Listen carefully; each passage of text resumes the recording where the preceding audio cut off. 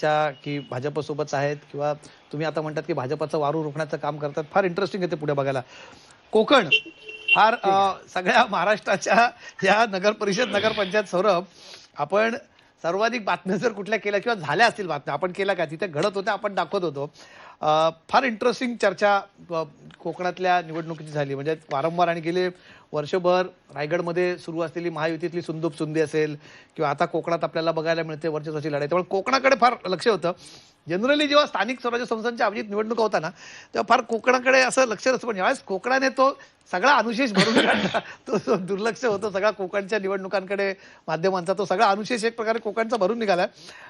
सौरभकडे ही सगळी आकडेवारी आली. सौरभ, काय सांगते कोकणाची आकडेवारी? तर कोकणातले एक्झिट पोल मला सगळ्यात जास्त इंटरेस्टिंग दिसत आहेत, कारण पोलनुसार कोकणात आपण बघितलं तर भाजप सेनेमध्ये काटेकी टक्कर बघायला मिळते. ज्या 4 ठिकाणचे म्हणजे महाराष्ट्रातले 4 विभाग आपण बघितले, तिथली आकडेवारी बघितली ती एकीकडे, आणि कोकणातला एक्झिट पोल आपल्याला एकीकडे दिसतोय. आकडे नेमके काय सांगतायत ते आपण बघूया. त्याआधी ब्रेकिंग बघूया स्क्रीनवर. एक्झिट पोलनुसार कोकणात ठाकरेंच्या सेनेचा सुपडा साफ होताना दिसतोय. सगळ्यात मोठी बाब आहे या एक्झिट पोलनुसार. ठाकरेंच्या सेनेचा सुपडा साफ होताना दिसतोय. एक्झिट पोलचे हे अंदाज आहेत. आम्ही सर्वे केलाय, त्या सर्वेमधून जी माहिती समोर आली आहे त्यातून बांधलेला हा सगळा अंदाज आहेत. निकाल उद्या लागणार आहेत, पण हे अंदाज आपण स्क्रीनवर बघतोय आणि त्यानुसार कोकणात भाजप सेनेमध्ये काटेकी टक्कर बघायला मिळते. आकडेवारी आता आपण बघूयात कोकणातली. 27 ठिकाणी कोकणामध्ये निवडणूक झालेली होती. त्यात भाजप 10 ठिकाणी सत्ता स्थापन करताना दिसत आहेत आणि शिवसेना सुद्धा तितक्याच ठिकाणी म्हणजे 10 ठिकाणी सत्ता स्थापन करताना दिसत आहे. याचा अर्थ भाजप आणि शिवसेनेमध्ये काटेकी टक्कर बघायला मिळते. जमिनीवर ज्या पद्धतीची लढाई, ज्या पद्धतीचा तणाव, संघर्ष बघायला मिळाला होता दोन्ही पक्षांमध्ये, तशाच पद्धतीचा आकडा हा एक्झिट पोल आपल्याला दाखवतोय. त्यानंतर राष्ट्रवादी 2 ठिकाणी सत्ता काबीज करताना दिसत आहे. राष्ट्रवादी शरद पवार गट एका ठिकाणी, स्थानिक आघाड्या 3 ठिकाणी आणि शेकाप एका ठिकाणी. कोकणामध्ये एकूण 27 जागांसाठी ही सगळी निवडणूक होती आणि यातले एक्झिट पोलचे आकडे आपण बघितले तर त्यामध्ये भाजप आणि शिवसेनेमध्ये काटेकी टक्कर बघायला मिळते.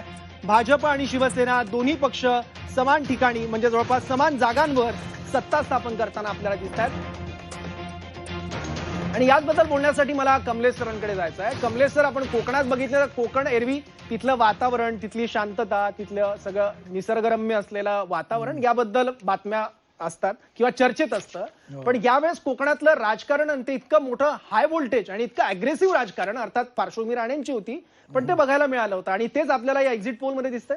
नाही, अगदी. म्हणजे कोकणाचं राजकारण नेहमी राणेंनी तापत ठेवलंय आणि आता गेले काही दिवस भरत शेठ गोगावले आणि तटकरे ते इकडचं म्हणजे तळकोकणातला राणेंनी तापत ठेवलं असेल तर आता वरच्या कोकणामध्ये इथे तटकरे आणि गोगावले ते गरम ठेवत आहेत. त्यामुळे कोकण आता वरून खालून म्हणजे वरचा कोकण आणि तळकोकण सगळीकडेच राजकारण तापलेलं आपल्याला बघायला मिळालं. पण फार इंटरेस्टिंग हे आकडे मी बघतो. म्हणजे जी आपल्याकडे हा सगळा सर्वेचा डेटा, म्हणजे बऱ्याचदा वाटतं की मी खाली काय, ही अगदी मोठी मोठी आकडेवारी माझ्याकडे खरं तर आहे आणि यातला एक एक मतदारसंघ बघताना फार मला इंटरेस्टिंग. उद्या हेच आकडे जर समोर आले, हा अंदाज आपण बांधतोय याच्यामध्ये. अभिजित, सगळ्यात पहिले प्रेक्षकांना आता फार वेळ, अनेक जण मला ना माफ करा, युट्यूबला जे प्रेक्षक चर्चा बघतायत ना, वारंवार त्यातनं एक मला प्रश्न येतोय किंवा काही मला खाजगी पण मेसेज येतात, फोनवरती विचारतात की कोकणात काय होत आहे, कणकवलीत काय होत आहे. मला एकदा सांगूनच टाकूया अभिजित, कोकणातलं काय चित्र, तुमचा अंदाज काय कोकणातला? मला असं वाटतं की कोकणामध्ये हे जे संख्याबळ भाजपचं वाढलेलं दिसतंय त्याला प्रामुख्याने 2 महत्त्वाचे दृष्टिकोन आहेत. एक, तळ कोकणामध्ये नारायण राणे आणि त्यांचे चिरंजीव नितेश राणे हे भाजपत आल्यानंतर त्यांना फार मोठी ताकद मिळालेली आहे.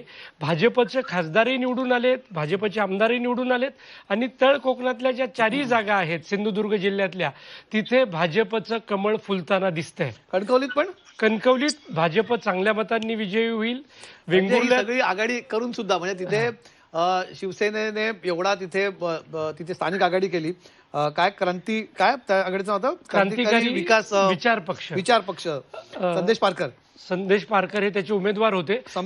भाजपकडनं तिथे महाराष्ट्रात पहिल्यांदा शिंदे सेना आणि उभाटा दोन्ही एकत्र येऊन नितेश राणेंच्या विरोधात उभे होते. तरीही नितेश राणेंचा जो उमेदवार आहे समीर नलावडे ते विजयी होतील असं चित्र आहे. त्याचबरोबर पहिल्यांदा सावंतवाडीमध्ये कमळ फुलणार आहे. वेंगुर्ल्यात मागच्या वेळेलाही भाजप जिंकली होती, तिथं भाजप विजयी होताना दिसतं.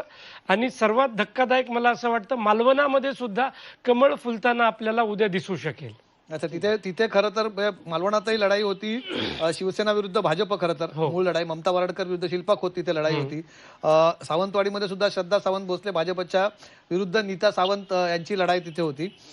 कोकण हा शिवसेनेचा बालेकिल्ला एकेकाळी राहिलाय आणि तिथे सगळ्यात मोठा वाटेकरी तुमच्याकडे इथे येताना दिसतोय. ज्योतिताई, तिथे आपला जो सध्याचा कोकणचा आकडा आहे 10 जागांचा, 27 पैकी 10 जागा भाजप, 10 जागा शिवसेना इथे आहे. शिवसेनेचा हळूहळू म्हणजे आधी शिवसेना उभाटाला इथे मिळताना दिसत नाही जागा, पण तरी सुद्धा शिवसेनेलाही 10 जागा मिळणं, भाजपची इथे ताकद वाढत चालली आणि ज्या मूळ लढाईवरती सगळ्यांचं लक्ष होतं म्हणजे मालवण असेल आणि विशेष करून कणकवली, तिथेही तुम्हाला फार यश इथे मिळताना दिसत नाही असा अंदाज आहे. ज्योती वाघमारेजी काय म्हणाल? कोकण हे शिवसेनेचं हृदय आहे आणि शिवसैनिक हा नेहमी हृदयानेच लढतो आणि हे आपण कोकण विभागामध्ये बघितलं. म्हणजे राणेजी असतील, आमचे गोगावले शेठ असतील, हे सगळे शिवसैनिक अत्यंत आक्रमकपणानं भिडले आणि अनेक स्थानिक आघाड्या त्या ठिकाणी झाल्या. त्यामुळे आपण जो अंदाज वर्तवतायत, मला वाटतं की उद्या दुपारपर्यंत कदाचित त्याच्यामध्ये उलटफेर सुद्धा होऊ शकते. म्हणजे आज सुद्धा आपण जर बघितलं तर महायुतीनं आपली आघाडी राखलेलीच आहे, जी विधानसभेमध्ये आणि लोकसभेमध्ये सुद्धा होती.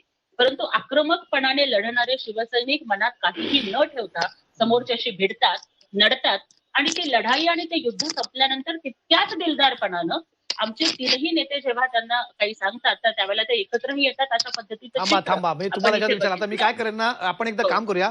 आता माहिती सगळ्या 5 विभागाचे आकडे आपल्याला, तुमचे वाक्य फक्त मी आता थोडंसं बाजूला घेऊन ठेवतोय की जितक्या तुम्ही दिलदारपणे लढतात त्याच्यानंतर मला तुमच्याशी बोलायचं आहे. महाराष्ट्र बघतोय, पण आता माझ्याकडे सगळी आकडेवारी महाराष्ट्राची सौरभ आपल्याकडे आलेली आहे. 5 विभाग सौरभ आपल्याकडे आलेले आहेत. महाराष्ट्राला आपण हा सगळा एक्झिट पोलचा 288 नगर परिषद या सगळ्या नगरपंचायत निवडणुकांचे आपल्याकडे सगळ्या महाराष्ट्राची आकडेवारी आलेली आहे. समोर काय सांगतोय हा आपला जी24 तास आणि जीडीएसचा एक्झिट पोल महाराष्ट्राला सांगूया.